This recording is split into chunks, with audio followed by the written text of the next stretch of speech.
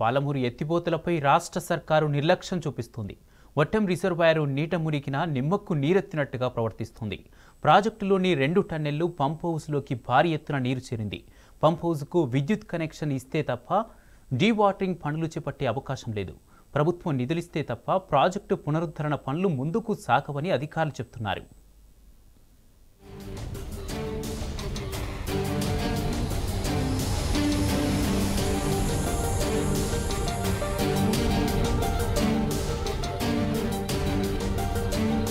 పాలమూరు రంగారెడ్డి ఎత్తిపోతల పథకంలో భాగంగా నిర్మిస్తున్న వట్టెం రిజర్వాయర్ పంప్ హౌస్ ఇటీవల కురిసిన భారీ వర్షాలతో నీట మునిగిపోయింది. ప్రాజెక్టులో భాగంగా నిర్మిస్తున్న 2 సొరంగాలు పంప్ హౌస్ లోకి భారీగా నీరు చేరింది. ఆ నీటిని తోడివేసి పనులు చేపట్టేందుకు అధికారులు కసరత్తు చేస్తున్నప్పటికీ నిధులలేమీ ఆటంకంగా మారింది. విద్యుత్ కనెక్షన్ కు సంబంధించిన నిధుల్ని ప్రభుత్వం విడుదల చేయకపోవడంతో డీవాటరింగ్ పనులు ఎక్కడికక్కడే నిలిచిపోయాయని అధికార వర్గాలు తెలిపాయి.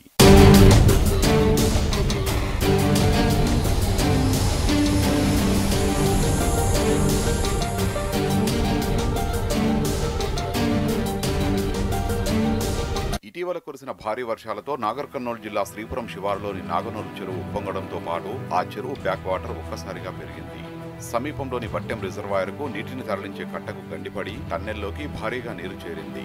అదేవిధంగా కుమ్మెర గ్రామ సమీపంలోని చెరువు వరద కూడా టన్నెల్లోకి చేరడంతో చూస్తుండగానే పంప్ హౌస్ నీట మునిగిపోయింది. దానితో పాటు 16 కిలోమీటర్ల పొడవు 9 మీటర్ల చుట్టుకొలతతో ఉన్న 2 సొరంగాలు కూడా పూర్తిగా నీటితో నిండిపోయాయి. ఈ రెండింటిలో కలిపి మొత్తం 34 లక్షల క్యూబిక్ మీటర్ల నీరు చేరినట్టు అధికారులు ప్రాథమికంగా అంచనా వేశారు. ప్రస్తుతం మరింత నీరు చేరకుండా రక్షణ చర్యలు చేపట్టారు. అంతేకాకుండా పంప్ హౌస్ సొరంగాల్లో చేరిన నీటిని తోడివేసేందుకు కసరత్తు చేస్తున్నారు. కానీ ఆ పంప్ హౌస్ కు విద్యుత్ కనెక్షన్ ఇచ్చేందుకు నిధుల్ని విడుదల చేయడంలో ప్రభుత్వం తీవ్ర జాప్యం చేస్తున్నది.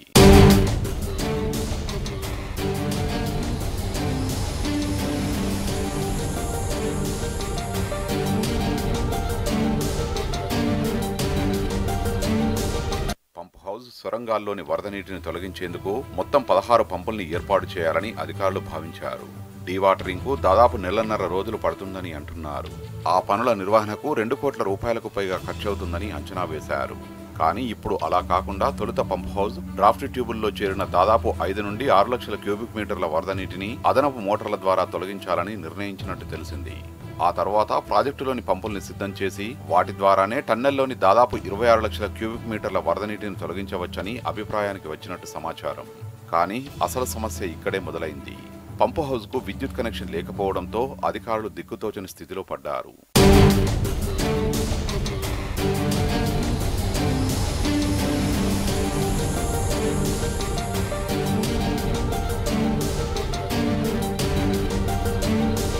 వాస్తవానికి పాలమూరు రంగారెడ్డి లిఫ్ట్ ఇరిగేషన్ స్కీమ్లోని మొత్తం 4 పంపింగ్ స్టేషన్లలో ఉద్దండాపూర్ మినహా మిగిలిన 3 ఇప్పటికే సిద్ధమయ్యాయి.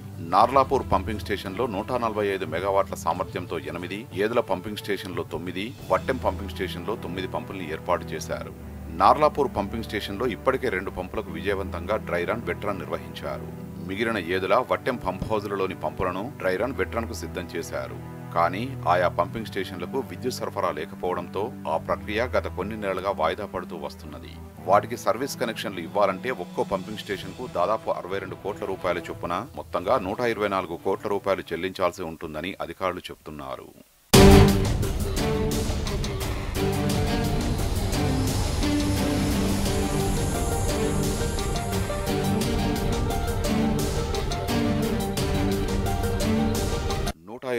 కోట్ల రూపాయల నిధుల కోసం ప్రతిపాదనలు పంపి నెలలు గడుస్తున్నా ప్రభుత్వం నుంచి ఇప్పటికీ ఎలాంటి స్పందన లేదని అధికారులు చెబుతున్నారు.